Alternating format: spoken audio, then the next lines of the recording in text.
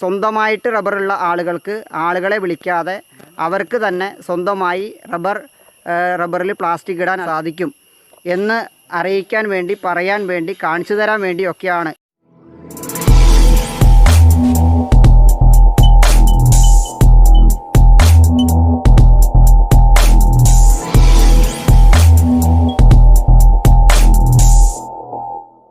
നമസ്കാരം, ദിനേഷാണ്. ദിനൂസ് മീഡിയയിലേക്ക് എല്ലാവർക്കും സ്വാഗതം. ഇന്ന് ഞാനുള്ളത് കൊണ്ടാഴിയിലെ പ്ലാന്റേഷൻ എന്ന് പറയുന്ന സ്ഥലത്താണ്. തൃശ്ശൂർ ജില്ലയിലെ കൊണ്ടാഴിയിലെ പ്ലാന്റേഷൻ എന്ന് പറയുന്ന സ്ഥലത്താണ്.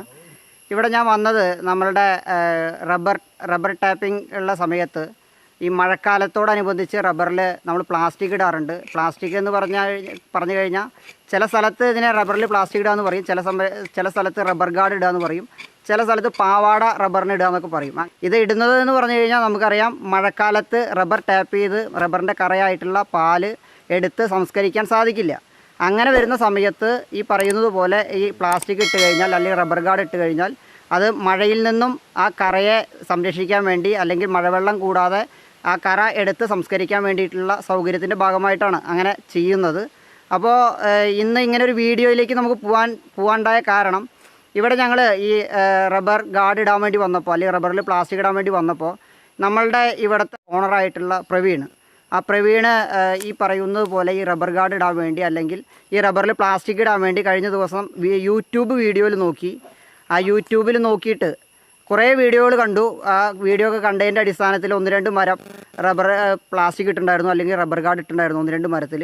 പക്ഷേ ആ വീഡിയോയിലൊന്നും ഇത് എങ്ങനെയാണ്, സത്യത്തിൽ എങ്ങനെയാണ് ഇടേണ്ടത്, ഇതിൻ്റെ ശാസ്ത്രീയ വശം എന്താണ്, എങ്ങനെ ഇട്ടാലാണ് ഈ വെള്ളമില്ലാതെ അല്ലെങ്കിൽ മഴ പെയ്യുമ്പോൾ നനയാതെ ഈ പറയുന്ന കറ നമുക്ക് എടുക്കാൻ പറ്റുക, അല്ലെങ്കിൽ റബ്ബറിൻ്റെ പാലെടുക്കാൻ സാധിക്കുക എന്ന് ഒരു വീഡിയോയിലും കാണാൻ പറ്റിയിട്ടില്ല എന്ന് പറഞ്ഞതിൻ്റെ അടിസ്ഥാനത്തിൽ, അല്ലെങ്കിൽ അവർ കണ്ടത് പ്ലാസ്റ്റിക് ഇട്ട റബ്ബർ മരം ഈ പറയുന്ന മഴക്കാലത്ത് ഉപയോഗിക്കാൻ അല്ലെങ്കിൽ ടാപ്പിംഗ് ചെയ്യാൻ പറ്റാത്ത രീതിയിലേക്ക് മാറിയിട്ടുണ്ട്.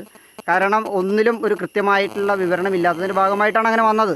അപ്പോൾ അതുകൊണ്ട് തന്നെ ആ ഒരു അനുഭവം കേട്ടപ്പോഴാണ് നമ്മളിത് ഇടുന്നതിൻ്റെ കൂട്ടത്തിൽ തന്നെ ഇങ്ങനെ റബ്ബർ മരം സ്വന്തമായിട്ട് റബ്ബറുള്ള ആളുകൾക്ക് ആളുകളെ വിളിക്കാതെ അവർക്ക് തന്നെ സ്വന്തമായി റബ്ബറിൽ പ്ലാസ്റ്റിക് ഇടാൻ സാധിക്കും എന്ന് അറിയിക്കാൻ വേണ്ടി, പറയാൻ വേണ്ടി, കാണിച്ചു തരാൻ വേണ്ടിയൊക്കെയാണ് ഈ വീഡിയോ നമ്മൾ എടുക്കാൻ വേണ്ടി തീരുമാനിച്ചത്. അപ്പോൾ നമുക്ക് അതിൻ്റെ കാഴ്ചകളിലേക്കൊക്കെ പോകാം. എൻ്റെ കൂടെ നമ്മുടെ ജിബിച്ചേട്ടനുണ്ട്, അതുപോലെ തന്നെ എൻ്റെ മുമ്പുള്ള വീഡിയോയിലൊക്കെ ഉള്ള സനീഷേട്ടനുണ്ട്. സനീഷേട്ടൻ്റെ മക്കളായിട്ടുള്ള അബിയുണ്ട്, അപ്പുണ്ട്. നമ്മുടെ വീഡിയോയിലേക്ക് നമുക്ക് പോവാം. അപ്പോൾ നമ്മളെ ഈ ആദ്യം ഒരു റബ്ബർ മരം, ആ റബ്ബർ മരത്തിൽ ആദ്യം നമ്മൾ ചെയ്യുന്ന പണി എന്ന് പറഞ്ഞാൽ, ആ റബ്ബർ മരത്തിൻ്റെ പട്ട എന്ന് പറയുന്ന റബ്ബർ ടാപ്പ് ചെയ്യുന്ന സ്ഥലം, ആ ടാപ്പ് ചെയ്യുന്ന സ്ഥലമാണ് ഇപ്പോൾ എൻ്റെ ഈ കൈ കൊണ്ട് കാണുന്നത്. ഈ ടാപ്പ് ചെയ്യുന്ന സ്ഥലത്തിൻ്റെ ഒരു 4 ഇഞ്ച് മുകൾ ഭാഗത്തായിട്ട് ചിരണ്ടി അതിലുള്ള പൊടിയും അതുപോലെ തന്നെ അതിൽ ഉണ്ടാകുന്ന എഡ്ജുകളൊക്കെ നമ്മൾ അതിൽ നിന്ന് നീക്കം ചെയ്യുകയാണ്, അല്ലെങ്കിൽ ഒരു മിനുസപ്പെടുത്തുകയാണ്. പശ എന്ന് പറയുന്ന സാധനം തേച്ച് പിടിപ്പിക്കാനുള്ളൊരു പരിപാടിയാണത്. അപ്പോൾ അത് പിടിപ്പിക്കുമ്പോൾ ഈ പറയുന്ന എഡ്ജോ മറ്റ് കാര്യങ്ങളൊക്കെ ഉണ്ടെങ്കിൽ നിങ്ങൾക്ക് നോക്കി അറിയാൻ പറ്റും. ഇവിടെ ഈ റബ്ബർ ടാപ്പ് ചെയ്യുന്ന സമയത്ത് ഇവിടെ ഒരു എഡ്ജ് ഉണ്ട്. ആ എഡ്ജ് അങ്ങനെ നിന്ന് കഴിഞ്ഞാൽ അതിലേക്ക് നമുക്ക് പശ ഇറക്കി വിടാൻ പറ്റില്ല. അപ്പോൾ ആ എഡ്ജ് ഇല്ലാതാക്കാൻ വേണ്ടിയിട്ടാണ് ഇതേപോലെ അവിടെ ആ എഡ്ജ് 2 ഭാഗത്തെയും എഡ്ജ് കളഞ്ഞ് നമ്മളത് ചിരണ്ടി വൃത്തിയാക്കുന്നത്. റെയിൻ ഗാർഡ് കോമ്പൗണ്ട് എന്നാണ് ആ പശയുടെ പേര് കേട്ടോ. റെയിൻ ഗാർഡ് കോമ്പൗണ്ട് എന്നാണ് ആ പശയുടെ പേര്. അപ്പോൾ ഇതാണ് നമ്മൾ അതിൽ ചെയ്യുന്നത്. അപ്പോൾ ഇതിൽ ശ്രദ്ധിക്കാനുള്ള കാര്യം ഇതാണ്. ഈ പട്ട എന്ന് പറയുന്ന, അല്ലെങ്കിൽ റബ്ബർ ടാപ്പ് ചെയ്ത് പാൽ ഒഴുക്കുന്ന ഈ വരി, അല്ലെങ്കിൽ ഈ ലൈനിൽ നിന്നും ഒരു 6 ഇഞ്ച് ഫ്രണ്ടിലേക്ക് നമ്മൾ നീട്ടി അത് ഈ പറയുന്ന ചിരണ്ടി വയ്ക്കേണ്ടതുണ്ട്. നീട്ടി ചിരണ്ടി വയ്ക്കണം.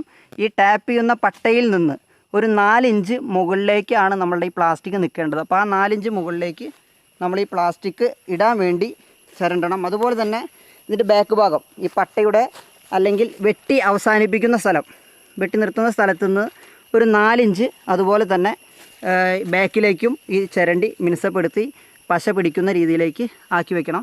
ഇതാണ് അതിൻ്റെ പ്രാരംഭ പ്രവർത്തനം എന്ന് പറയുന്നത്.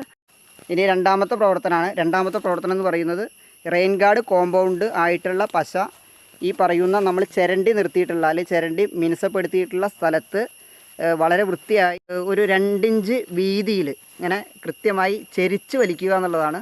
അതായത് പട്ടയിൽ നിന്ന് ഒരു 6 ഇഞ്ച് ഫ്രണ്ടിലേക്ക് ചെരിച്ച് വലിക്കുക. നിങ്ങൾ വീഡിയോയിൽ കാണാൻ പറ്റും, ആ ഒരു ഭംഗി കാണാൻ പറ്റും. നമ്മുടെ ജിബിച്ചേട്ടനാട്ടോ പശു വലിക്കണത്. നമ്മുടെ ടീമിലെ പശുവലിക്കാരനാണ്, നമ്മുടെ KSRTC ഡ്രൈവറും കൂടി കേട്ടോ ചോദിച്ചേട്ടൻ. ആൾ ചില്ലറക്കാരനൊന്നുമല്ല. അപ്പോൾ ആളാണ് പശു വലിക്കണില്ല. എന്ത് വൃത്തിയാക്കുക, ആ വൃത്തിയിൽ പശ തേക്കുക എന്നുള്ളതാണ് ഇതിൻ്റെ ഒരു രണ്ടാം ഘട്ട പ്രവർത്തനം എന്നുള്ളത്. കണ്ടില്ലേ? മൂന്നാമത്തെ ഘട്ടത്തിലുള്ള പ്രവർത്തനം എന്ന് പറഞ്ഞാൽ ഈ പറയുന്ന പ്ലാസ്റ്റിക് കവറ് ആയിട്ടുള്ള നമുക്കിത് വാങ്ങാൻ കിട്ടുന്ന സാധനമാണ്. ആ സാധനം ഈ പശയിൽ അല്ലെങ്കിൽ റബ്ബർ ഗാർഡ് കോമ്പൗണ്ടിൽ ഒട്ടിച്ചു വയ്ക്കുകയാണ്. ഈ ഒട്ടിച്ചു വയ്ക്കുമ്പോൾ നമ്മൾ ശ്രദ്ധിക്കേണ്ട കാര്യം ആണ് ഇതിൽ പ്രധാനപ്പെട്ട ഒരു സ്റ്റെപ്പ് കൂടിയാണ് കേട്ടോ അത്. ആ ഒട്ടിച്ചു വയ്ക്കുമ്പോൾ പശ എത്ര വീതിയിലാണോ തേച്ചിട്ടുള്ളത് അതിൻ്റെ പകുതിയിൽ നിന്ന് താഴത്തേക്ക് വേണം ഈ പറയുന്ന ഈ പ്ലാസ്റ്റിക് ഒട്ടിച്ചു വയ്ക്കാൻ വേണ്ടി.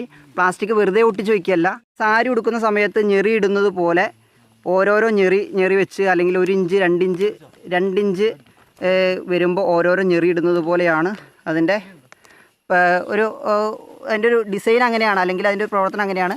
അങ്ങനെ ഇടാൻ കാരണം നിങ്ങൾക്കറിയാം, ഇത് കാണുമ്പോൾ കണ്ടില്ലേ, ഇത് ലൂസാണ്, ഫുൾ ലൂസാണ്. ആ ലൂസ് ഇടുന്നത് നമ്മൾ റബ്ബർ വെട്ടി അതിൻ്റെ കറ വരുന്ന സമയത്ത് ഇത് പെട്ടെന്ന് എടുക്കാനും, അതുപോലെ തന്നെ ഈ മഴക്കാല സമയത്ത് നമ്മളുടെ ഈ റബ്ബർ വെട്ടുന്ന സ്ഥലം, അതായത് പട്ട എന്നൊക്കെ പറയുന്ന സ്ഥലം നന്നായി ഈർപ്പമുണ്ടാകും, അതിനകത്ത് നല്ല ഈർപ്പമുണ്ടാകും. അപ്പോൾ അതിനകത്തേക്ക് കാറ്റടിച്ച് കയറിയിട്ട്, ഇതിനകത്ത് കൂടെ കാറ്റടിച്ച് കയറി ആ പട്ട പെട്ടെന്ന് തന്നെ ഉണങ്ങാൻ, അല്ലെങ്കിൽ അതിൻ്റെ ഈർപ്പം വലിയാൻ വേണ്ടിയിട്ടൊക്കെയാണ് ഇങ്ങനെ നമ്മൾ ലൂസിലിടുന്നത്.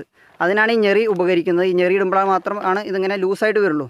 പിന്നെ മറ്റൊരു കാര്യം ശ്രദ്ധിക്കേണ്ടത്, ഇതിൻ്റെ ഫ്രണ്ട് ഭാഗം ഉണ്ടല്ലോ, ഈ ഫ്രണ്ട്, അതായത് ഈ പ്ലാസ്റ്റിക്കിൻ്റെ ഫ്രണ്ടേജ് നമ്മൾ കട്ട് ചെയ്യുന്ന സമയത്ത് ഈ ഭാഗം താഴ്ഭാഗത്തേക്ക് കുറച്ച് ചെരിച്ച് കട്ട് ചെയ്ത് കഴിഞ്ഞാൽ ഈ പറയുന്ന ചിരട്ട ഇരിക്കുന്ന സ്ഥലം ഇവിടെയാണ് ഇട്ടതാ. ഇതാണ് ചിരട്ട ഇരിക്കുന്ന സ്ഥലം. ഈ ചിരട്ട വെക്കുന്ന സമയത്ത് വെച്ചതിന് ശേഷം നമ്മളിത് മറച്ച് വയ്ക്കുമ്പോൾ, അല്ലെങ്കിൽ ക്ലോസ് ചെയ്ത് വയ്ക്കുന്ന സമയത്ത് ഈ സാധനം ഫുള്ളായിട്ട് കവറായിരിക്കണം. കാരണം മഴ മാത്രമാവില്ലല്ലോ, ഒപ്പം തന്നെ കാറ്റുണ്ടാവും. കാറ്റ് വരുമ്പോഴൊക്കെ ഇത് മറയാതിരിക്കാൻ വേണ്ടിയിട്ടാണ്. അപ്പോൾ ഇത്രയും കാര്യങ്ങളാണ് ഇതിൽ പ്രധാനമായിട്ട് ശ്രദ്ധിക്കാനുള്ളത് ഈ പറയുന്ന ഇതിൻ്റെ പ്ലാസ്റ്റിക് ഒട്ടിക്കുന്ന സമയത്ത്. അടുത്ത ഘട്ടം എന്ന് പറയുന്നതാണ് ഈ പറയുന്ന ആ ഇട്ട പ്ലാസ്റ്റിക് അല്ലെങ്കിൽ ഒട്ടിച്ചു വെച്ച പ്ലാസ്റ്റിക്കിൻ്റെ മുകളിൽ ഒരു റിബൺ ഉപയോഗിച്ച് അതിനെ സ്റ്റാപ്പിൾ ചെയ്യുക എന്നുള്ളതാണ് അടുത്ത പ്രവർത്തനം.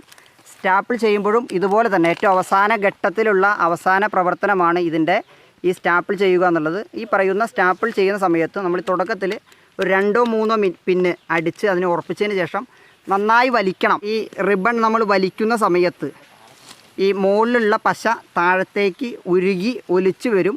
അങ്ങനെ ഉരുകി ഒലിച്ച് വന്നു കഴിഞ്ഞാൽ ഇതിന് ഫുൾ പ്രൊട്ടക്ഷനായി, ഈ പറയുന്ന റബ്ബർ ഗാർഡ് ഇട്ടതിന് ഫുൾ പ്രൊട്ടക്ഷനായി. പിന്നെ ഒരിക്കലും അല്ലെങ്കിൽ ഒരു കാരണവശാലും വെള്ളം അതിൻ്റെ ഉള്ളിലൂടെ പോവില്ല, പുറത്തു കൂടെ മാത്രമാണ് വെള്ളം പോവുള്ളൂ.